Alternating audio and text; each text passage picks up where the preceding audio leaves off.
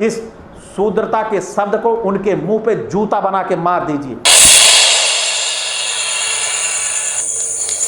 उनके मुंह पे जूता बना के मार दीजिए।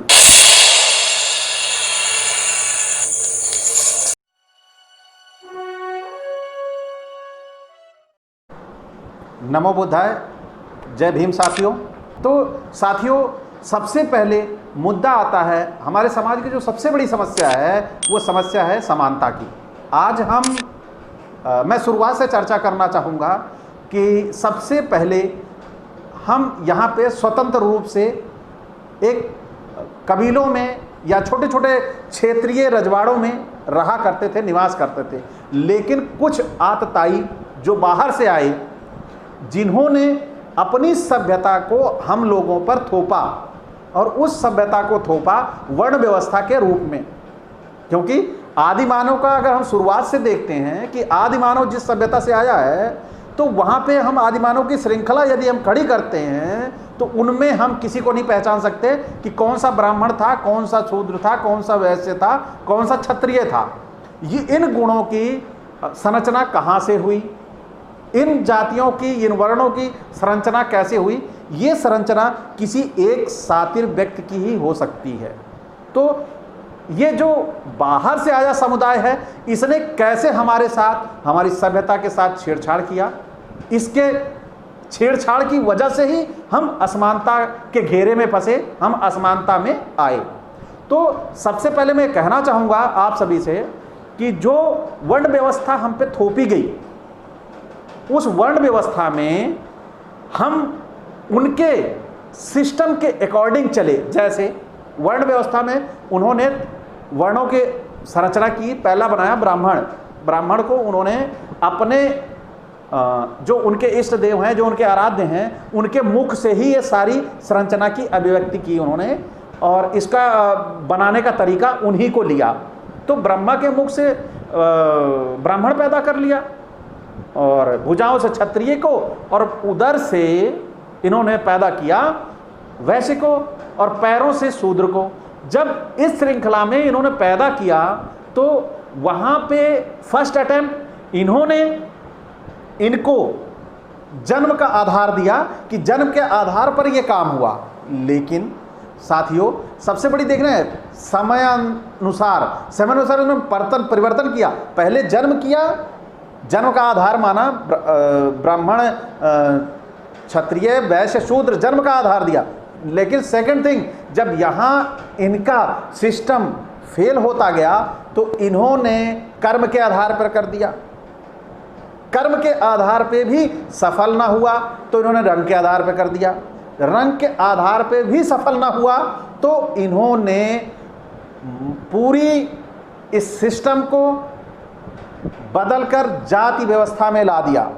अब जाति व्यवस्था में आप खुद सोच सकते हैं, जब शूद्र एक ही वर्ण में सभी आते थे तो ये समझ लीजिए एकता तो बहुत जल्दी आएगी, है ना।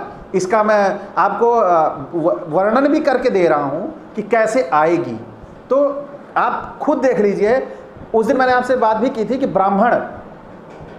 ब्राह्मण जो है ये कई जातियों का ग्रुप है, लेकिन किसी से पूछो तो अपनी जाति बताएगा ब्राह्मण। उसी के अकॉर्डिंग आज जो भी सरकारें हैं, सरकार ने ब्राह्मणों को या सवर्णों को जो आरक्षण देने का काम किया है, उस आरक्षण में 10% का जो आरक्षण देने का काम किया है, उस आरक्षण में इन्होंने 10% आरक्षण निर्धारित किया। अब आइए, इनका जो जाति प्रमाण पत्र बनता है, इनका जो जाति प्रमाण पत्र बनता है वो बनता है ब्राह्मण के नाम से, जबकि एक जातियों का कलेक्टिव शब्द है, सामूहिक शब्द है ब्राह्मण।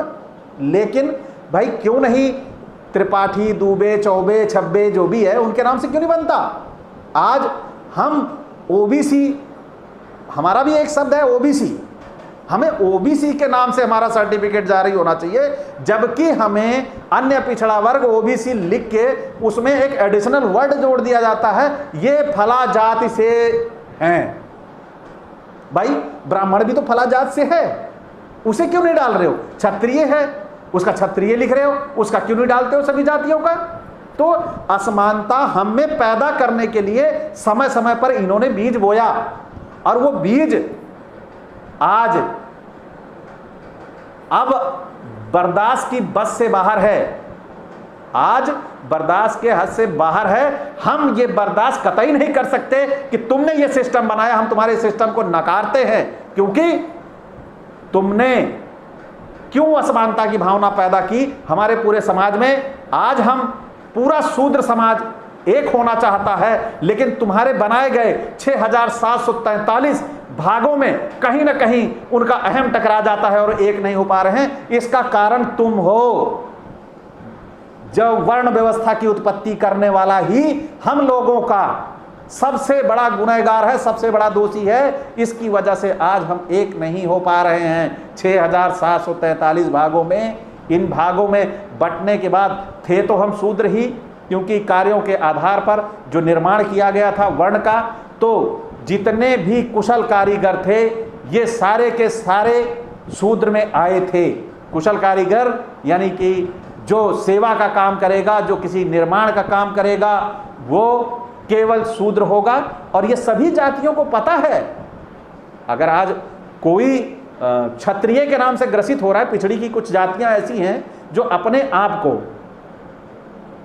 इस समय वैदिक क्षत्रिय कहना शुरू कर रही हैं। सबसे बड़ी बात है वैदिक क्षत्रिय।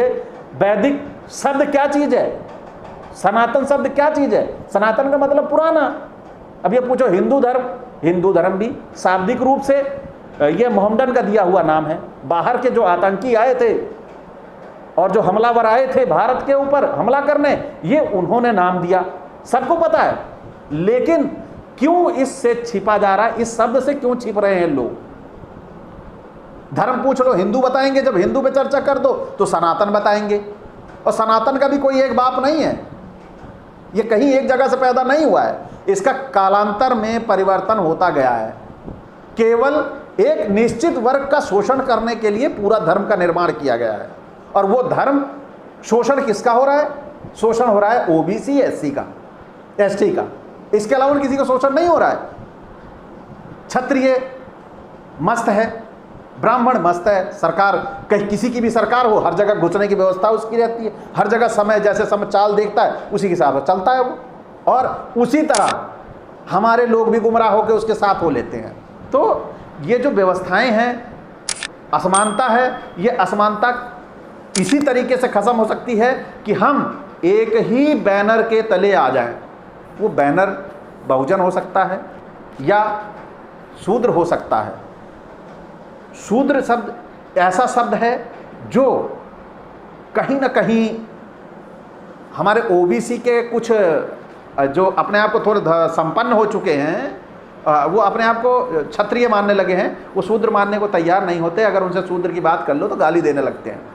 तो उन सब के लिए मेरा ये संदेश है कि आप अगर क्षत्रिय हो तो ये सिद्ध भी करके दिखाओ कि तुम्हें ब्राह्मण क्षत्रिय मानता है कि नहीं मानता। जो सोशल मीडिया पे आईटी सेल के काम कर रहे हैं, ये आईटी सेल वाले कभी भी किसी भी जात की आइडिया बना के काम करते हैं। ये 8 से 10 हज़ार से ज़्यादा आइडिया हर जात की बनी हुई हैं। अब जो जिस बात जाति का व्यक्ति अगर उस बात जाति को उत्थान के लिए या सच्चाई के लिए काम करता है तो ये तुरंत उसके पीछे लग जाएंगे और काउंटर करने के लिए कि इसको ख़त्म कर दिया जाए, इसकी ही जाति वाले का इसका बुरा बना दिया जाए।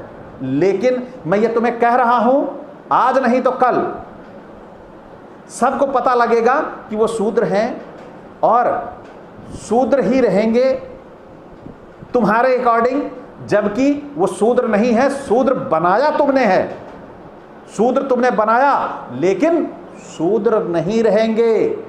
ये आप सबको मेरा खुला शब्दों में चैलेंज है कि शूद्र तुमने बनाया, या तो तुम सुधार कर लो, जाति विहीन समाज की स्थापना कर लो, या सहने के लिए तैयार रहो कि तुमने हमें नीचा बनाया, ये मैं साबित करके रहूंगा। या फिर सिस्टम बदलो, परिवर्तन करो, जाति विहीन समाज की स्थापना करो, जिससे हम में समानता की भावना आ सके। हमें हमारा अधिकार चाहिए, हमारी लड़ाई किसी से नहीं है और ना हम किसी से लड़ेंगे। हमारी एक ही लड़ाई है, हमें सम्मान चाहिए, सामाजिक सम्मान चाहिए और वो हर हाल में चाहिए। इसके लिए कोई भी कुर्बानी देनी पड़े, मैं देने के लिए तैयार हूँ। जो हमारे कार्य थे, हमें बंटवारा किया गया था जातियों के आधार पर या वर्ण व्यवस्था के आधार पर, हमारे कार्यों के अनुसार बंटवारे किए गए थे। आप उसको जानिए और देखिए कि ये जो बंटवारा हुआ था, इस बंटवारे के अकॉर्डिंग आप मेरी बातों को मत मानिए, आप पढ़िए, समय निकालिए। ये सोशल मीडिया पे पढ़कर कि आप वैदिक क्षत्रिय हैं, है ना, इसके चक्कर में मत पड़िए। क्योंकि आपके पास, आपके परिवार में कोई एक लेखक हो तो मेरे को बताइए, आपके रिलेशन में कोई एक इतिहासकार हो तो बताइए, आपके रिलेशन में फौजी हो सकता है, क्लर्क हो सकता है, प्रोफेसर हो सकता है। वो प्रोफेसर रेयर केस में होगा, पूरे समाज में नहीं होगा। तो आप सबसे पहले ये देखिए कि आपके पास ऐसी क्या उपलब्धता है जिससे आप ये देख सकते हैं, ये कर सकते हैं, चेक कर सकते हैं कि जो आपके पास पुस्तक आई है या जो माध्यम है, रिसोर्स है जानने का कि आपने वो कहाँ से पढ़ा है, कहाँ से देखा है, उसको चेक करिए कि वो लिखा किसने है। क्या अगर वो यादव का लेख आ रहा है, वर्मा का आ रहा है, मौर्य का आ रहा है, तो आप पढ़िए कि वो लेख वस्तुतः लिखा किसने है। जब तक आप ये नहीं जानेंगे किसने लिखा है, तब तक आपको सच्चाई नहीं पता चलेगी। क्योंकि इतिहास को इन लोगों ने इतना तोड़ मरोड़ दिया है कि आपको ये लगेगा कि रियल में मैं क्षत्रिय था। क्योंकि ये संस्कृत के श्लोकों का अर्थ भी बदलने में माहिर हैं। आपको अर्थ बताएंगे, इसका अर्थ ये हुआ, इसका अर्थ ये हुआ। आप जो अर्थ निकालोगे, क्योंकि आप भी पढ़े लिखे हो, आप अपने किसी जानने वाले से उसका अर्थ निकलवा लीजिए, साबित हो जाएगा कि सही क्या है, गलत क्या है। तो आप सोशल मीडिया पे लिखे हुए शब्दों को कम मानिए, इनकी किताबों को निकालिए, आप पढ़िए, साफ साफ लिखेंगे। अरे इन्होंने अपनी किताबों में लिखा है कि जो ब्राह्मण नियमों से हट के जाता है, अगले जन्म में कौवा होता है। अरे भैया, अगले जन्म में कौवा होता है तो आपको पहले से कैसे पता लग जाता है कि अगले जन्म में कौवा बनेगा? मनुस्मृति में लिखा गया हुआ है। मैं श्लोक भी आपको बताता, लेकिन अभी तो हमारी आपकी चर्चा अधूरी रह जाएगी। अगले वीडियो में मैं आपको ये भी दिखाऊंगा कि इन्होंने कहाँ कहाँ क्या कहा है। इनकी विसंगतियाँ खुद की रही हैं और इनकी विसंगतियों से ही आप जान सकते हैं कि इन्होंने आपके लिए क्या लिखा है जो आपको नीच बनाता है, छोटा बनाता है। तो मैं आपसे आग्रह करता हूं, आप पढ़ने की आदत डालिए, मुझ पे विश्वास मत करिए। क्योंकि मैंने भी जो आपके सामने बातें प्रस्तुत की हैं, ये मेरी अपनी नहीं हैं, ये मैंने पढ़ के ही पाई हैं। इतिहासों को इन्होंने इतना तोड़ा मरोड़ा है। आप बाबा साहब की संपूर्ण वाङ्मय जो एक सीरीज आती है बुक की, आप उसको लीजिए। उस किताब को लेने के बाद कहाँ पे ये लिखा गया है कि उन किताबों का रेफरेंस बाबा साहब ने, जितने भी इनकी पुस्तकें हैं, ऋग्वेद, यजुर्वेद, विष्णु पुराण, महापुराण, गरुड़ पुराण, वहाँ से पूरा तथ्यपरक उस संपूर्ण वाङ्मय में, वॉल्यूम में उनके सारे डिटेल मिलते हैं। आप लीजिए, पढ़िए। आप जब पढ़ लेंगे आपकी आंखें खुल जाएगी, ये दावा है मेरा। और आप उसी दिन विश्व के सबसे ज्ञानी और समझदार पुरुष होंगे। तो आप सभी शुरुआत करिए पढ़ने की आदत डालिए। आप अपना इतिहास जानिए और इस शूद्रता के शब्द को उनके मुंह पे जूता बना के मार दीजिए। इसी के साथ आप सभी से नमो बुद्धाय, जय भीम।